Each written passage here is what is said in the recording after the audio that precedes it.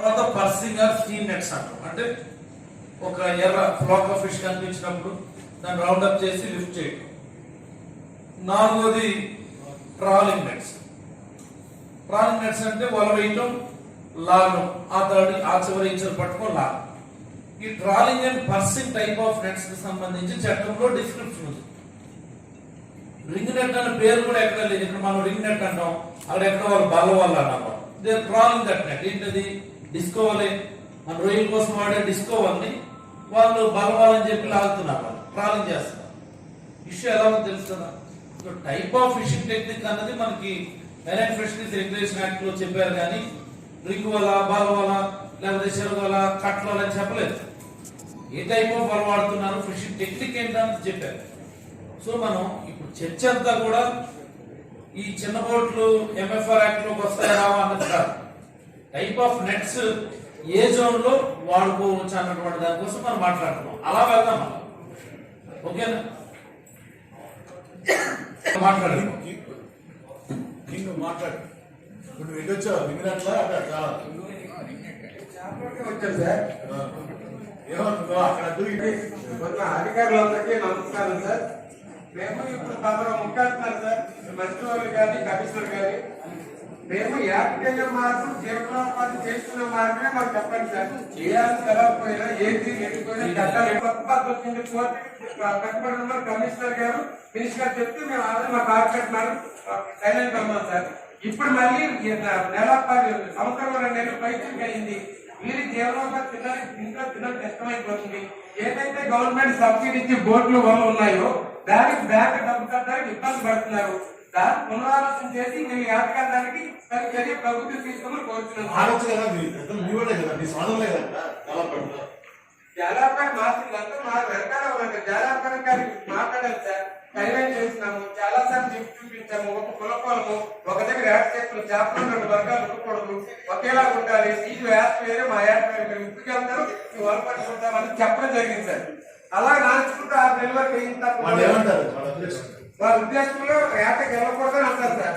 ఏమయ్యా మీరు చేపలు మేమే చేపలు కదా, ఇట్లా చేస్తే మనతో క్రాంతి తత్వం వస్తుంది, చేపలకి విలువ లేకుండా పోతే ఎక్కడ మనం జనాభా లోపాన్ని కూడా చెప్పడం జరిగింది సార్. దాని కూడా కల్పిస్తూ వాళ్ళు మళ్ళీ ఇంకో టెక్నికల్ కమిటీ రిపోర్ట్ ఇచ్చినప్పుడే ఏం చెప్పారంటే, టెక్నికల్ కమిటీ రిపోర్ట్ వాళ్ళు ఎవరైతే రింగ్ నెట్ ఆపరేటర్స్ ఉన్నారో వాళ్ళందరూ కూడా 28 HP ఇన్బోర్డ్ మోటార్స్ వాడుతున్నారు అని టెక్నికల్ కంపెనీ వాళ్ళు మెన్షన్ చేశారు. అదే విషయాన్ని కోర్టు వారు మెన్షన్ చేశారు తప్ప దాని అర్థం అంతకంటే తక్కువ HP మోటార్స్ కాబట్టి మాకు పర్వాలేదు అన్నది దాని మీనింగ్ కాదు. మనం అంటే ఇక్కడ మనం మాట్లాడుకోవాల్సినటువంటి అంశం, ఎందుకు రింగ్ నెట్ అన్న పదాన్ని తీసేస్తే ఎందుకు ఈ ట్రాలింగ్ నెట్ కానీ లేకపోతే పర్సింగ్ నెట్ కానీ ఎందుకు లాంగ్ టర్మ్ బేసిస్ లో ఇవి మనుషుల మనుగడకి లేకపోతే ఈ భూమి మనుగడకి మన జీవనోపాధికి ఏ రకంగా హానికరం అన్నటువంటి విషయం మీద చర్చిస్తూ మెరైన్ ఫిషరీస్ రెగ్యులేషన్ యాక్ట్ అని తయారు చేశారు తప్ప అప్పుడు వాళ్ళు యాక్ట్ ఇచ్చారు కాబట్టి దాన్ని తగ్గించి 20 HP మోటార్ వాడకూడదు అన్నారు. కాబట్టి 10 HP మోటార్ వాడుకోవచ్చు. మేము 10 HP మోటార్ కూడా వాడకూడదు కోర్టు అన్నప్పుడు 8 HP మోటార్ వాడుకోవచ్చు. అది కదా meaning pursing and trawling nets are prohibited. If they want to venture it is అంటే ఒకవేళ వాళ్ళు వేటకి వెళ్ళాలని అనుకుంటే మెష్ సైజ్ అంటే వాళ్ళ కన్ను సైజు ఇంచ్ కంటే పెద్దగా ఉండేటటువంటివి మీరు వాడుకోండి. అది కూడా 8 కిలోమీటర్లు అవతల. 8 కిలోమీటర్లు అవతలని ఎందుకు? దాని మీనింగ్ అంటే 8 కిలోమీటర్లు అవతల కొంచెం డెప్త్ ఉంటుంది కాబట్టి ఇన్ కేసు మనం ట్రాలింగ్ చేసినా పర్సింగ్ చేసినా బాటమ్ ఆఫ్ ది సీలో ఏముంటది? మడ్ అంటే బాడ్ అంట మనం, లేకపోతే రాళ్ళు, దాని ఫ్లోరా అండ్ ఫానా ఏవైతే ఉంటాయో అవి డిస్టర్బ్ అవ్వు. 8 కిలోమీటర్లు అవతల డెప్త్ ఎక్కువ ఉంటుంది కాబట్టి ఆ డెప్త్ వరకు వల వెళ్ళే అవకాశం ఉండదు. కాబట్టి అక్కడ మీరు చేసుకోవడమే చెప్పడం జరిగింది. అదే దగ్గరలో అనుకో, మనం వేసిన వెంటనే తిన్నగా నమ్మ ఏదైతే ఉందో నమ్మ మీదకి వెళ్ళిపోతుంది, మనం లాగేస్తాం. మనం మొత్తం అంతా డిస్టర్బ్ అయిపోతుంది. తర్వాత ఫర్దర్ గా చేప ప్రొడక్షన్ తగ్గిపోతుంది. అల్టిమేట్లీ లాంగ్ టర్మ్ బేసిస్ లో చాలా నష్టం జరుగుతుందని పర్సింగ్ అండ్ ట్రాలింగ్ నెట్స్ ని ఈ యాక్ట్ ప్రకారం తగ్గించమని లేదా ప్రొహిబిట్ చేయని చెప్పి చెప్పడం జరిగింది. ఆ లైన్స్ నువ్వు మాట్లాడు. ఇప్పుడు 28 HP మోటార్ అన్నారు కాబట్టి మేము దాంట్లో తక్కువ వాడతాము, లేకపోతే 10 మీటర్ల బోట్ వాడుకోండి అన్నారు కాబట్టి దానికంటే చిన్న వాడుతున్నాం మేము. ఆ మాట మాట్లాడు. అలాగని చెప్పి చెప్పకుండా బోట్ పెట్టుకొని వెళ్ళిపోతామంటే అవదు కదా. Size of the boat, size of the motor అన్నదాన్ని ఇక్కడ చర్చలోకి తీసుకొని రాకు. బాబు మేము రింగ్ నెట్స్ చేసుకున్నాము, దీనివల్ల మా జీవనోపాధి బాగుంది, మాకు ఏదో చేసి మాకు వెళ్ళడానికి అవకాశం ఇవ్వండి అన్న విషయాన్ని నువ్వు అడుగు తప్ప నువ్వు ఈ చట్టంలో ఉన్న లాజిక్లు పుస్తకాల్లో లాజిక్ చెప్పలేదు. అడుగని చెప్తున్నాను, అడుగు. దాని గురించి మనం చర్చిద్దామా? నువ్వు కోర్టు ఆర్డర్లో ఎలాగుంది లేకపోతే పుస్తకంలో ఎలాగుంది ఆ మాటలు చెప్పు. అర్థమైందా? రింగ్ నెట్స్ వాడడానికి అవుతుందా లేదా, మాకు మీరు వాడాల్సి వస్తే ఏ రకమైనటువంటి పరిమితులు విధిస్తారో మీరు చెప్పండి అన్నది నువ్వు అడుగు. అది ఆయనకు ఉన్నటువంటి పుస్తకాల ప్రకారం, లా ప్రకారం, యాక్ట్ ప్రకారం ఇదో మనకి కమిషనర్ ఆఫ్ ఫిషరీస్ ఉన్నారు కాబట్టి ఆయన దాన్ని వివరిస్తారు. దానికి అందరూ కూడా కట్టుబడి ఉండాలి. ముఖ్యంగా లా అండ్ ఆర్డర్ ప్రాబ్లం లేకుండా ఎలా అయిపోయిందంటే మీరు అందరూ గుర్తుపెట్టుకోవాల్సినటువంటి అంశం, విశాఖపట్నం అనేది ఎగ్జిక్యూటివ్ క్యాపిటల్ ఆఫ్ ఆంధ్రప్రదేశ్.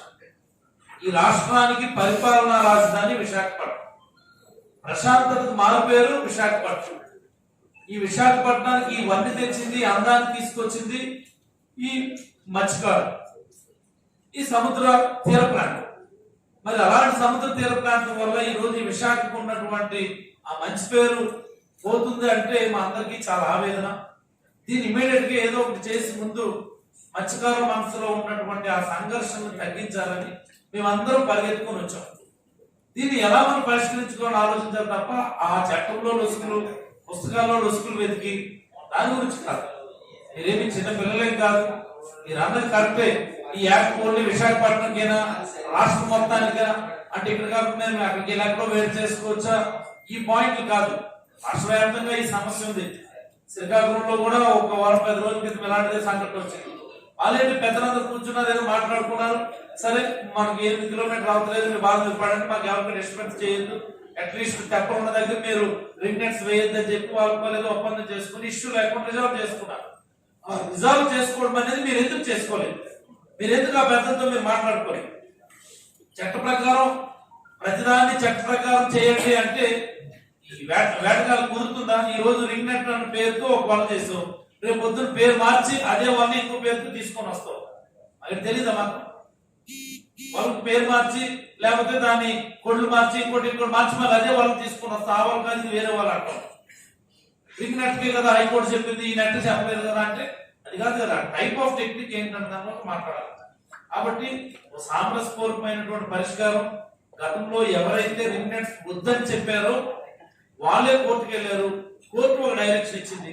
ఆ కోర్టు డైరెక్షన్ అనుసరించి మన చట్టాన్ని అనుసరించి ఒక కాన్సెన్సస్ గౌరవ కలెక్టర్ గారి సమక్షంలో, గౌరవ మంత్రివర్యుల సమక్షంలో మా ఫిషరీస్ కమిషనర్ దీని మీద చాలా రీసెర్చ్ చేసి అనేక మంది నిపుణులతో మాట్లాడి, అలాగే మనతో పాటుగా ఏమాడిఏ చైర్మన్ విజయలక్ష్మి గారు ఉన్నారు, అలాగే ఫిషరీస్ కార్పొరేషన్ చైర్మన్ వాళ్ళ గురువులు గారు ఉన్నారు.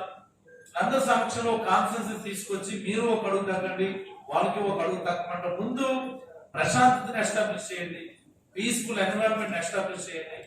అన్ని పరిస్థితులు కూడా సర్దుమనుగుతాయి, తొందరలోనే సమస్య పోతాయి. మీరు అందరూ ముందు ధైర్యంగా ఉండి ఆవేదన తగ్గించుకొని మేము చెప్పేది ప్రశాంతంగా విని దాన్ని మీరు అమలు చేయమని మిమ్మల్ని కోరుతూ, కమిషనర్ గారు మనకు ఉన్నటువంటి చట్టం ఏంటన్నటువంటిది క్లియర్ గా మీరు ఎక్స్ప్లెయిన్ చేస్తే రిమార్క్స్ కలెక్టర్ గారు నేను ఇచ్చేస్తాను. వాటిలో మనకి ఇన్స్ట్రక్షన్స్ ఉన్నాయో అవి పూజ తప్పకుండా మనం ఫాలో అవసరం.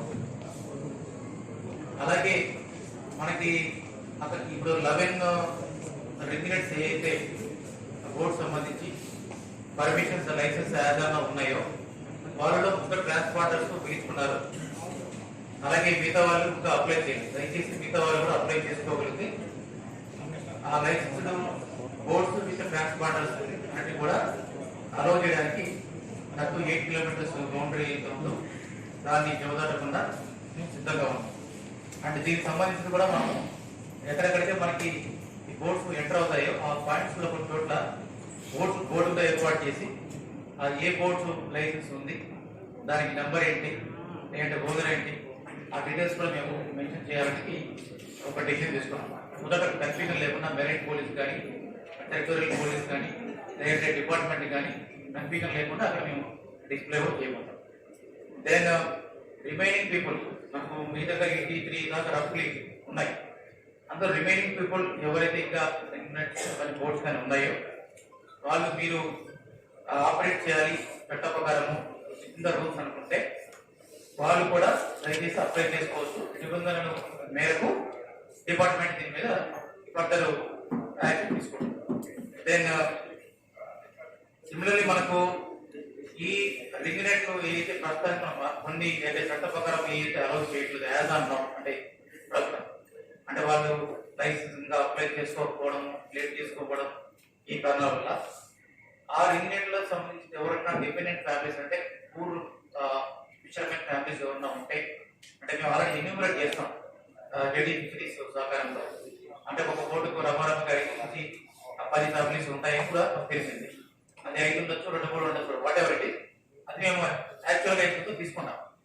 వాళ్ళకి ఇన్ కేసు ఏదైనా వాళ్ళకి ఇంతవరకు ఈ రింగ్ లో వాళ్ళు కాకుండా ఇతర జీవనోపాధి అంటే సాధారణంగా ఇతర జాబులు ఏ విధంగా అయితే ఫిషింగ్ చేసుకుంటారో ఆ మోడ్ లో ఒకవేళ ఏదైనా వాళ్ళకి ఏదైనా ఈ నెట్స్ లేకపోతే అంటే అలౌడ్ నెట్స్ ఏదైతే ఉన్నాయో అవి లేకపోతే అవి కూడా సబ్సిడీ కోసం ఆర్టీఓ కమిషనర్ గారికి అలాగే గౌరవ మంత్రివర్యులు కూడా దీని మీద చేయడం జరిగింది.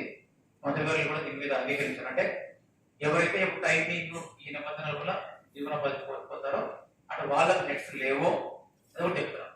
వాళ్ళ వరకు సబ్సిడైజ్డ్ నెట్స్ ఇవ్వడానికి మంత్రివర్యులు గారు అంగీకరించారు. అదే సార్ అంటే దానికి మాకు ట్రెడిషనల్ గా ఏ నెట్స్ అదే అలౌ చేస్తాం. మళ్ళీ ఇష్యూ లేకుండా ట్రెడిషనల్ నెట్స్ అలౌ చేస్తాం. Then at the same time మనకి ఇప్పుడు అంటే ఇష్యూ జరగడం వల్ల మనకు ఇప్పుడు ఫర్దర్ లా అండ్ ఆర్డర్ స్థిరీకరణ జరిగే క్రమంలో మనకు 145 సెక్షన్ కూడా ప్రస్తుతానికి విధించడం జరిగింది. దీనిని ఎంత త్వరగా మనకి నార్మల్సీ అరైవ్ అవుతుందో మళ్ళీ నేను అలాగే సిపి గారు ఐజీ గారు కూర్చొని దీని మీద ఒక డెసిషన్ తీసుకున్నాం. అది మేబీ రేపే కావచ్చు ఈరోజు కావచ్చు but it depends on how quickly we'll restore the normalcy and law and order in the Visakhapatnam city. So కాబట్టి దయచేసి ఇది ఈ మేజర్ 4-5 పాయింట్స్ మీద ఇప్పుడు లిస్ట్ ఆఫ్ ది డిస్కషన్ చెప్పడం జరిగింది. ఇప్పుడు లా అండ్ ఆర్డర్ ఇష్యూ మీద ఫర్దర్ సిపి గారు అలాగే ఐజీ గారు కూడా డాక్యుమెంట్స్ మీద మాట్లాడతారు.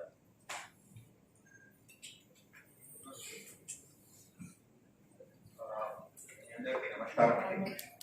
సో మనం హైకోర్టు ఆర్డర్స్ ఏదైనా ఉందో అది మనం చాలా స్ట్రిక్ట్ గా పాటిస్తామండి. సో మీరు కొన్ని యాక్ట్స్ గురించి మాట్లాడారు, ఏపీ ఎంఎఫ్ఆర్ తర్వాత ఈ యాక్ట్స్ ఉన్నాయి. బట్ హైకోర్టు ఏదైనా ఆర్డర్ ఇస్తుందో దాని మీద చివరిలో అదే వర్తిస్తుంది.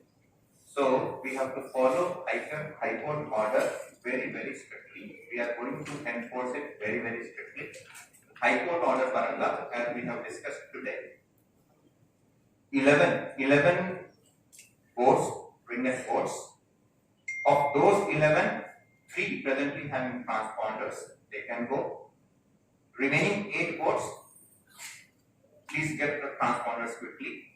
Daily fishes garu kuda help chestaru. After that, your fishing should be beyond 8 kilometers. This is what is the High-Court order. Will follow it very strictly. 1 and 2. Yesterday, what we have seen that there was generally కొంచెం గొడవ జరిగింది మన Visakhapatnam. Otherwise, it's a very peaceful place, very nice place. But yesterday, we got a little different kind of name. So I request all of you to maintain patience, to maintain peace, and listen to the authorities. మన district level లో ఎవరైనా officers ఉన్నారో ఎవరైనా మనం అందరూ we are all here మీకు guide చేయడానికి. మనకు వేరే పని ఇంట్లో మీకు కరెక్ట్ గా గైడ్ చేయడం, మీకు కరెక్ట్ గా దారి చూపించడం, దానికి మనం ఉన్నాము. సో ఈ గొడవ లేకుండా మనం ఇప్పుడు లాస్ట్ ఇయర్ 2021 లో కూడా 15-20 డేస్ దాదాపు మనకు 145 పెట్టడం జరిగింది. ఆ తర్వాత మీరు అందరూ మళ్ళా వెయిట్కి వెళ్ళడం మొదలు పెడుతున్నారు. సో అది నచ్చింది. బట్ ఇటువంటిది గొడవ జరిగితే మన దగ్గర కూడా వేరే ఆప్షన్స్ ఉండవు. సో ఈ 145 మన కలెక్టర్ గారు చెప్పినట్టుగా ఎప్పుడైనా ఈ నార్మాలిటీ వల్ల వస్తుంది. అప్పుడు వరకు మనం 145 maybe a day, 2 days, 3 days, 4 days, 5 days we will try to maintain it. So 145 will continue. Meanwhile, I also request JD Fisheries Garu and department to talk to all of you and try to sort it out. But in present situation, we will be following High Court order very, very strictly. Thank you. Thank you, please. Post guard IG sir కూడా sir ఇచ్చారు. Sir పక్కన village గారు IG promotion వచ్చింది. Good evening all of you. ఏంటమ్మా sir sir CP గారు చెప్పిన విషయం మీ అందరికీ కూడా అర్థమైందని అనుకుంటున్నాను. ప్రస్తుతం ఇక్కడ కూర్చున్నటువంటి అధికారులందరికీ కూడా హైకోర్టు తీర్పు ఏదైతే ఉందో దాన్ని ఫాలో అవడం తప్ప, అది మార్పు అయితే తప్ప మళ్ళా దానికి ఏమైనా అప్పీల్ చేసుకుని లేదా వేరే వాళ్ళు వేరే రిక్విజిషన్ వేసుకుని వేరే రకంగా ఇన్స్ట్రక్షన్ తీసుకుంటే తప్ప ప్రస్తుతానికి అది ఒక్కటే మార్గం. దాని పరిధిని దాటి యాక్ట్ చేయిస్తారనుకోండి పొరపాట్లు ఏమైనా, రేపు పొద్దున హైకోర్టు కంటెంప్ట్ కింద తీసుకుని ఈ ఆఫీసర్స్ కానీ ఎవరినన్నా వల్ల హైకోర్టు ముందు నిల్చోబెట్టి మీరు ఎందుకు తీర్పుకు వ్యతిరేకంగా పనిచేశారు అని ప్రశ్నించేటువంటి అవకాశం ఉంటుంది. కాబట్టి ఇక్కడ ఉన్నటువంటి అధికారులు ఏ స్థాయిలో పనిచేయగలరన్నది మీ అందరికీ కూడా ఇప్పటికే స్పష్టంగా వచ్చి ఉంటుంది. కాబట్టి ఈ స్థాయిని, ఈ పరిధిని దాటి పనిచేయడానికి అవకాశం లేదు. అలాగే ఏవైతే AP marine regulation fishing regulation act ఉందో దానిలో చెప్పినటువంటి దీని ప్రకారం 8 కిలోమీటర్స్ అన్నది యాక్ట్ చేసే ముందు మన రాష్ట్రంలోనే కాదు ప్రతి రాష్ట్రంలో కూడా ఈ 8 కిలోమీటర్స్ రెగ్యులేషన్ అనేది ఉన్నది. దానికి కారణాలు కూడా ఏమిటన్నది చాలా స్పష్టంగా చాలా మందికి తెలుసు. ఎందుకు పెట్టారు 8 కిలోమీటర్స్ రెగ్యులేషన్ అన్నది? ఇది రింగ్ నెట్స్ వాడుతున్న వాళ్ళకి తెలుసు, లేదా ట్రెడిషనల్ గా ఫిషింగ్ చేస్తున్న వాళ్ళందరికీ కూడా దానికి కలిగినటువంటి కారణాలు తెలుసు. దాని తరువాత దాని యొక్క ఇంపాక్ట్ ఏ విధంగా ఉంటుంది భవిష్యత్తులో అన్నది కూడా అందరికీ కూడా అవగాహన ఉంటుంది. ప్రస్తుతానికి ఈల్డ్ బాగానే ఉంటుంది, కానీ దాని యొక్క ప్రభావం ఏ విధంగా ఉంటుంది మీ అందరికీ తెలుసు. కానీ నేను స్పష్టంగా చెప్పడం నాకు ఇష్టం లేదు. కాకుంటే ఆ పరిధికి లోపడి మాత్రమే మీరు చేయవలసినటువంటి అవసరం ఉంటుంది. ఎట్టి పరిస్థితుల్లో కూడా ఈ ప్రస్తుతం విశాఖ అంటే శాంతి సామరస్యాలకు ప్రతీక విశాఖ. కాబట్టి ఆ పేరుని నిలబెట్టడానికి మీరందరూ కూడా సహకరించాలని చెప్పి మీ అందరికీ కూడా మనం చేస్తున్నాం. ఎవరు కూడా చట్టాన్ని వారి చేతుల్లోకి తీసుకునేటువంటి ప్రయత్నం తిరిగి మళ్ళా చేయకూడదు. అలాగే చట్ట పరిధిని అతిక్రమించి చేయడానికి కూడా కరెక్ట్ కాదు మనకి. ఎందుకంటే మనం తెలియకుండా వెళుతున్నామని దయచేసి ఎవరు కూడా అనుకోవద్దు. ఎందుకంటే మనందరినీ కూడా మీ అందరికీ తెలుసు, ల్యాండింగ్ పాయింట్స్ కానీ వెళ్ళే పాయింట్స్ కానీ ప్రతి వాళ్ళు అబ్జర్వ్ చేస్తూనే ఉంటారు. మీ ప్రక్కనే మీరు చేస్తున్నటువంటి ఇష్టం లేని వ్యక్తి ఉంటారు. ఎవరో ఒకరు చిన్నగా కాల్ చేస్తారు, వెంటనే పోలీసులు తెలుస్తుంది. కాబట్టి ఏదైతే పర్మిషన్ ఉన్నాయో, లైసెన్స్ ఉన్నాయో వాటి వరకు ట్రాన్స్పాండర్స్ ఫిక్స్ చేసుకోవడానికి అనుమతి ఇవ్వడానికి కన్సర్న్ డిపార్ట్మెంట్స్ అంగీకరించారు. కాబట్టి ఆ పరిధికి లోబడి మాత్రమే ఉండాలి. దయచేసి ఎవరు కూడా దీన్ని అతిక్రమించితే దాని చట్టపరమైనటువంటి ఇబ్బందులు ఉంటాయనేటువంటి విషయాన్ని దయచేసి అర్థం చేసుకోగలని చెప్పి మనం చేస్తున్నాను. దీనితో పాటుగా అందరూ కూడా ఒకటే అనేటువంటి విషయాన్ని మీరందరూ గుర్తుపెట్టుకుని శాంతిపూర్వకంగా సామరస్యమైనటువంటి వాతావరణంలో ఏదో ఒక నిర్ణయాన్ని తీసుకోగలిగితే ఈ సమస్య అన్నది ఈజీగా పరిష్కారం అవుతుంది. కాకుంటే ఎవరికి వారికి నేనే కరెక్ట్, నా మాట నెత్తిగాలి అనేటువంటి అంటే మీరు అన్నారు కదా ఎవరికి వాళ్ళే సమస్య తీర్చుకోవాలని. పెద్దలందరికీ నమస్కారం అండి. మీరంటే సంఘాలను ముందే మాట్లాడలేదు కదండి, ఏమనుకోకండి. అలాగే కాదు సార్, ఎవరికి వాళ్ళే సమస్య చెప్పిన తర్వాత మాట్లాడడం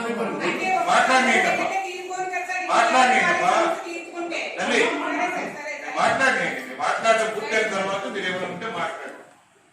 కాబట్టి ఇది చాలా చోట్ల ఇప్పుడు మన రాష్ట్రంలో చాలా చోట్ల ఈ సమస్య ఉంది. కొన్ని చోట్ల బయటికి రావడం లేదు, కొన్ని చోట్ల బయటపడుతుంది. దానికి కారణాలు మీ అందరికీ కూడా తెలుసు. ఎక్కడైతే వాళ్ళు అడ్జస్ట్ అయిపోయి అందరూ కూడా లబ్ధి పొందుతున్నారో అలాంటి చోట్ల ఇది ఎక్కడ కూడా బయటికి రావడం. ఎక్కడైతే కొంతమంది మాత్రమే లబ్ధి పొంది వేరే వాళ్ళు ఇబ్బందిగా ఉందో అలాంటి చోట్ల ఇది ఇబ్బందిగా ఉంటుంది. కాబట్టి ఈ పరిస్థితులు, ప్రత్యేకంగా ఉన్నటువంటి పరిస్థితుల్ని ప్రతి ఒక్కరు కూడా అర్థం చేసుకుని అందరూ కలిసి కూర్చుంటే కొన్ని చోట్ల అధికారుల దృష్టి కూడా రాకుండా కేవలం కుల పెద్దలు ఎవరైతే ఉంటారో కుల పెద్దల యొక్క మాట కట్టుబడి చాలా మంది చేసుకుంటున్నారు. సో ఆ నేపథ్యంలో నేను చెప్తున్నాను, మీరు కూర్చుని మాట్లాడుకుంటే పరిష్కారం దొరకదంటూ ఉండదు. ఏ సమస్యకైనా పరిష్కారం లేని సమస్య అంటూ ఉండదు. ఏ సమస్యకైనా పరిష్కారం ఉంటుంది. దానికి కాస్త మనం పరిష్కారం చేసుకోవాలనేటువంటి కోరిక మీ అందరికీ ఉండాలి. సో అది ఉంటే ఈజీగా పరిష్కారం అవుతుంది అనేది నా ఉద్దేశం.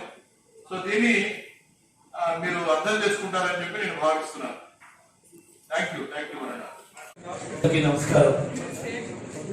నేటి ప్రత్యేక సమావేశం విశాఖపట్నం గౌరవ కలెక్టర్ గారి ఆధ్వర్యంలో, అలాగే నాతో పాటుగా గౌరవ మంత్రివర్యులు శ్రీ తులసిరెడ్డి శ్రీనివాస్ గారు, అలాగే కమిషనర్ ఆఫ్ ఫిషరీస్ కన్నబాబు గారు, అలాగే బిఎంఆర్డీఏ చైర్మన్ అక్రమాని విజయలక్ష్మి గారు, ఫిషరీస్ కార్పొరేషన్ చైర్మన్ కోలా గురువులు గారు, మరి ముఖ్యంగా పోలీస్ అధికారులు గౌరవ డిఐజీ గారు, అలాగే commissioner of police, joint director fisheries, ఇతర అధికారులు, ముఖ్యంగా రింగ్ నెట్ సంబంధించినటువంటి వివాదం ఏదైతే ఉందో ఆ వివాదం సంబంధించినటువంటి మత్స్యకార పెద్దలు మీ అందరికీ పేరు పేరున ధన్యవాదాలు తెలియజేస్తూ,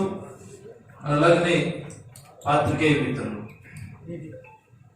మీ అందరికీ కూడా హృదయపూర్వక మత్స్యకార సోదరులకు తెలియజేయాల్సినటువంటి అంశం ఇదివరకే చెప్పారు.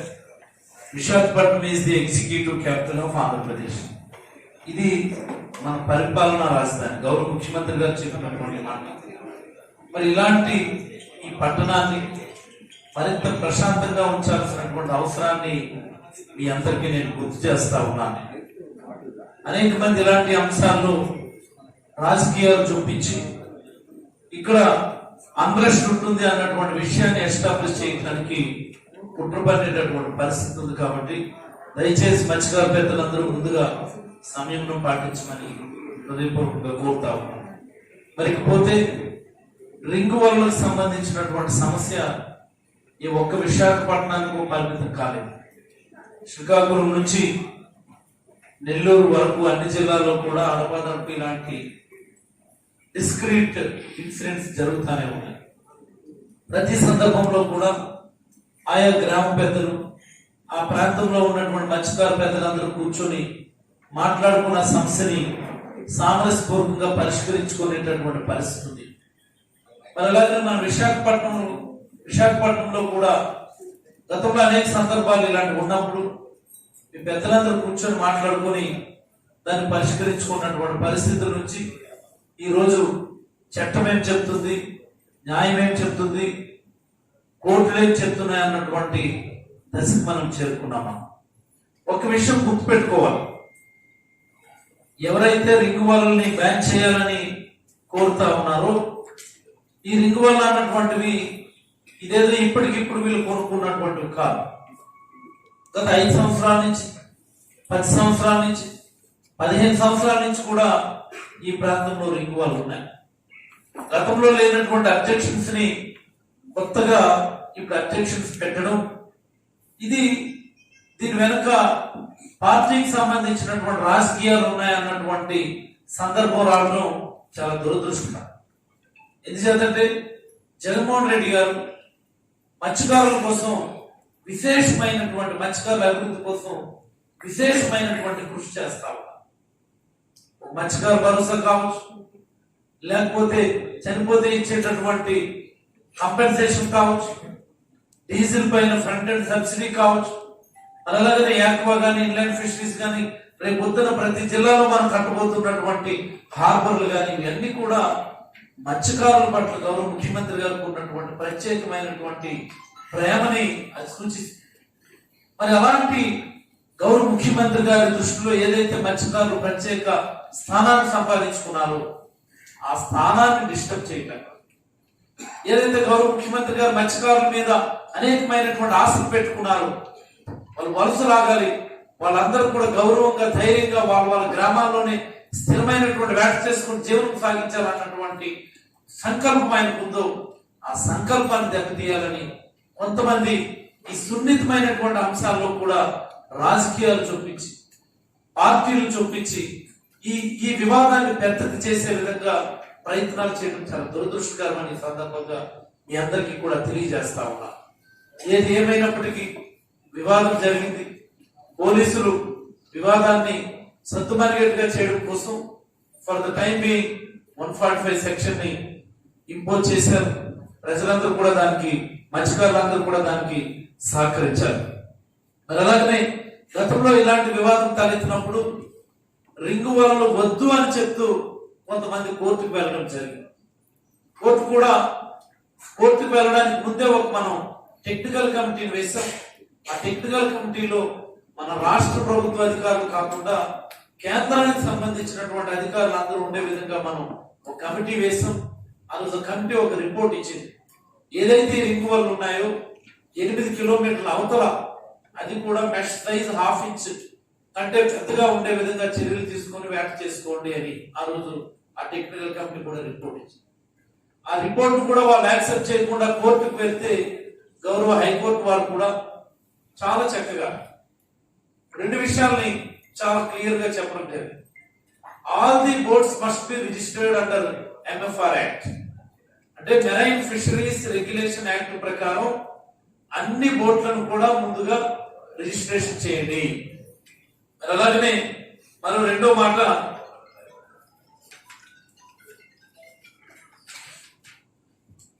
and all the boats should have license for conducting fishing with specific net. అంటే ఏ వలల కోసం మనం ఏ వలలు మనం వాడుతా ఉన్నామో ఆయా వలలకు సంబంధించినటువంటి స్పెసిఫిక్ లైసెన్సులు కూడా ఉండాలి. ఫర్ ఎగ్జాంపుల్ డిస్కోవర్ వేట చేస్తున్నామంటే ఆ డిస్కోవర్ కూడా లైసెన్స్ తీసుకోవాలి. చిరుగలు ఏదో వాడుతున్నాం అనుకోండి, దానికి కూడా ప్రత్యేకంగా మనం లైసెన్స్ తీసుకోవాలి. అలాగే రింగ్ నెట్స్, ఇంకోటి ఏదైనా సరే ఒక జోగా వల్ల, ఒక కట్ల నడిపోల, ఇంకోటి ఒక పెద్ద వాళ్ళ, అలి వాళ్ళ, ఎనీథింగ్ ఏ వల్ల వాడినా సరే దానికి స్పెసిఫిక్ గా లైసెన్స్ తీసుకోండి అని చెప్పి గౌరవ హైకోర్టు వారు చెప్పడం జరిగింది. మరి అలాగే ఏవైతే నాన్ మోటరైజ్డ్ ఫిషింగ్ క్రాఫ్ట్స్ ఉన్నాయంటే చిన్న చిన్న సాంప్రదాయ తెప్పలు ఉన్నాయో 8 కిలోమీటర్ లోపల ఉన్నటువంటి ఈ బఫర్ జోన్ ని వాళ్ళకి ప్రత్యేకంగా కేటాయించమని గౌరవ హైకోర్టు వారు తెలియజేశారు. 8 కిలోమీటర్ల లోపల ఉన్నటువంటి రిజర్వ్డ్ జోన్ అన్నది నాన్ మోటరైజ్డ్ ఫిషింగ్ క్రాఫ్ట్స్. గుర్తుపెట్టుకోండి, ఇందులో మన చిన్న బోట్లు, మన తక్కువ పవర్ మోటార్లు అన్నటువంటి దాన్ని పక్కన పెడితే గౌరవ హైకోర్టు వారు చెప్పినటువంటిది non motorised fishing crafts and beach landing crafts can operate in the reserved zone of 8 kilometers from the shore and the mechanised boat should operate beyond 8 kilometers from the shore. ఇది వాళ్ళు చెప్పింది.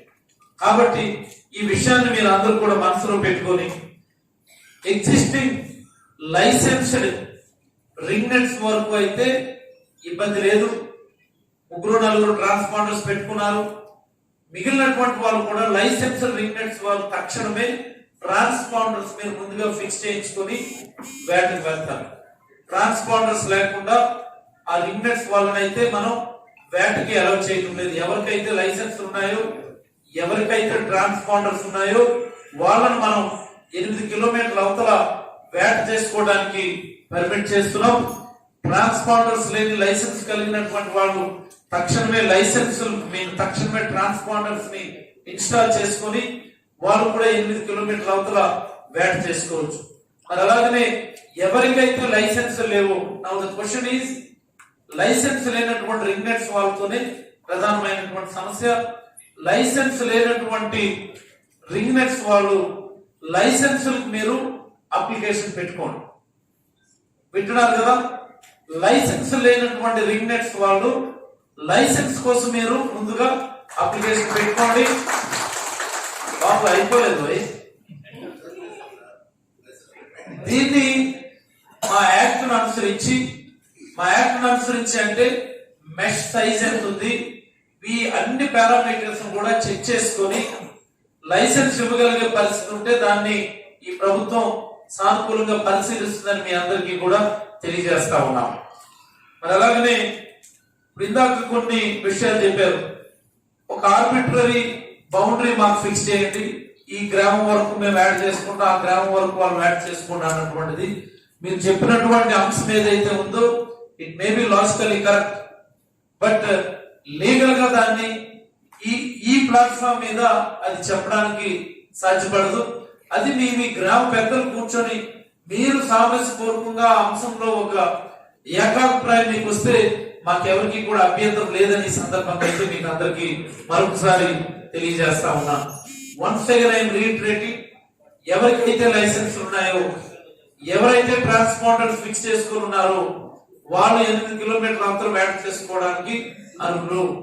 ఎవరికైతే licence ఉన్నాయో, ఎవరికైతే licence కలిగి transponders లేవో వాళ్ళు తక్షణమే ట్రాన్స్పాండర్స్ ఫిక్స్ చేయించుకొని తదుపరి 8 కిలోమీటర్ల అంతరం యాడ్ చేసుకోవడానికి అర్హులు.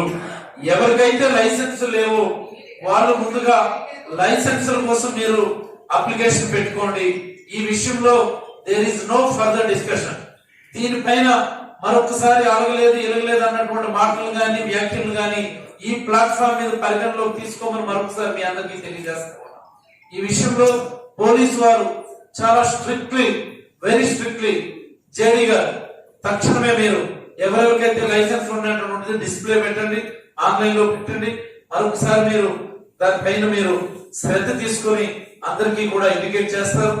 అండ్ పోలీసు వారు లా అండ్ ఆర్డర్ ప్రాబ్లం మరలా తలెత్తకుండా ఏదైతే ఈ 30-40 రేవులు ఉన్నాయో విశాఖపట్నం రేవులు అన్ని రేవుల్లో కూడా మీరు పోలీస్ పికెటింగ్ పెట్టి ఎలాంటి అవాంఛన, ముఖ్యంగా మా విశాఖపట్నం అన్నటువంటిది మా జగన్మోహన్ రెడ్డి గారి కళ, దీన్ని పరిపాలన రాజధానిగా చేయాలి, పరిపాలన రాజధాని కావాలని మేము అందరం కూడా ఉద్యమాలు సైతం చేస్తా ఉన్నాం.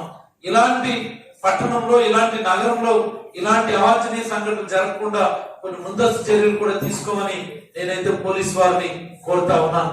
గౌరవ కలెక్టర్ గారు, ఈ విషయంలో మరొకసారి మీరు అధికారులతో ఎందర్ సెట్ ఆఫ్ రివ్యూ మీరు తీసుకొని see that the law and order is properly maintained and nobody is exempted from the law and order మరొకసారి మీ అందరికీ కూడా తెలియజేస్తూ, and if you had any clarifications మీకు ఎవరు ఇష్టం వచ్చిన వాళ్ళు ఆ నాటని చేతిలో తీసుకుని ఇలా కష్టం పడడం మంచి పరిస్థితి ఇప్పుడు ఇక్కడ లేదు విశాఖపట్నంలో.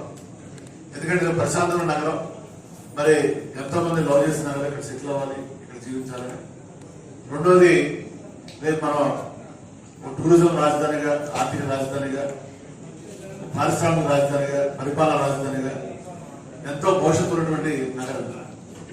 కాబట్టి ఎవరైనా సరే, ఎంత వారైనా సరే, ఏ పార్టీ వారైనా సరే చట్టానికి వాళ్ళు కనుక ఇబ్బంది కలగజేస్తే తప్పనిసరిగా ఇద్దరు కూడా ఇక్కడ ఉన్నారు కాబట్టి మరి మీరు కొంచెం కోఆర్డినేషన్ తోటి కంపల్సరీ యాక్షన్ తీసుకోవాలని కోరుకుంటూ, జిల్లా కలెక్టర్ గారు కూడా కనీసం అంటే సమస్య ఉన్నా లేకపోయినా సార్ 8 నియోజకవర్గాలు సార్ విశాఖ జిల్లాలో 8 నియోజకవర్గాలు ఈ జల ప్రాంతం ఉన్నాయి.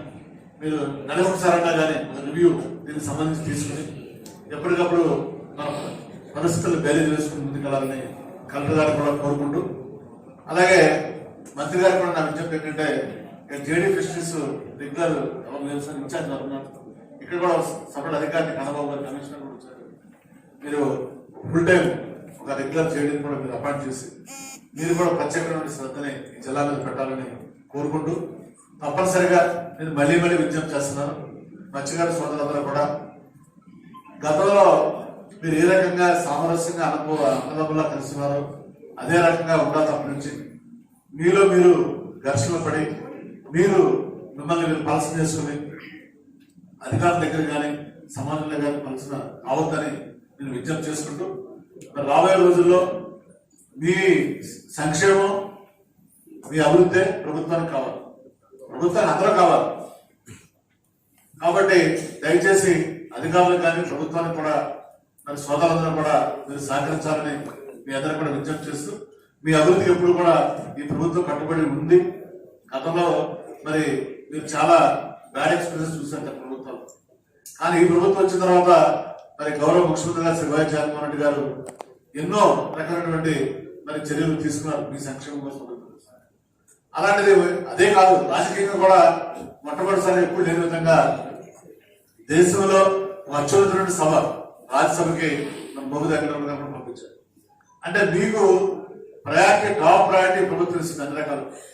కాబట్టి తప్పనిసరిగా ప్రభుత్వానికి మీరు కూడా సహకరించాలి. రెండోది, సాక్షాత్తు మీ శాఖకు సంబంధించిన మంత్రి, మరి మీ సామర్థ్యాలకు చెందిన మంత్రి, మన ఉత్తరాంధ్రకు చెందిన ఆయనే ఉన్నారు. కాబట్టి ఇందాకే పెద్దలు డిఏజీ మంచి మాట చెప్పారు. ప్రపంచంలో కానీ, మన రాష్ట్రంలో కానీ, దేశంలో కానీ ఎక్కడైనా సరే హింస ద్వారా, గొడవల ద్వారా ఏ సమస్య పరిష్కారం కాదు. ఓన్లీ చర్చల ద్వారానే పరిష్కారం అవుతుంది సమస్య. కాబట్టి తప్పనిసరిగా మనం కూర్చుందాం. ఒకసారి కూర్చుందాం, 2 సార్లు కూర్చుందాం, 3 సార్లు కూర్చుందాం, 4 సార్లు కూర్చుందాం. మేము ఇప్పుడు కూడా సానుకూలత ఉన్నాం, ప్రజాప్రతినిధులు కానీ, అధికారులు కానీ.